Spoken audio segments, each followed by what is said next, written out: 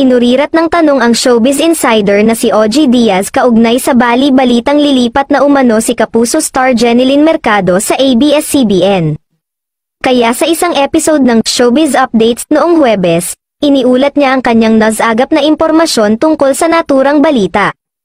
Parang hindi naman yata, kasi parang may recording lang under Star Music itong si Jeneline kaya syempre bumibisita doon sa Star Music Department ng ABS-CBN, saad ni OG. Dagdag pa niya, ang sabi doon sa mga comment section ay mananatili pa rin Kapuso si Jeneline Mercado.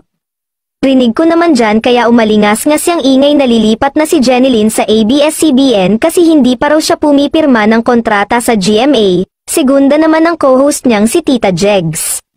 Pero ayon sa isa pa nilang co-host na si Josa Paco, ang dinig ko din naman, Tito OG, kaya daw lilipat dahil flop daw yung teleserye nila ni Sian Lim na Love, Die, Repeat.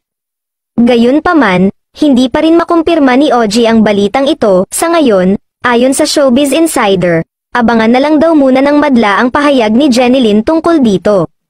Malakas ang bulong-bulungan na posible raw lumipat si Jeneline sa Kapamilya Network.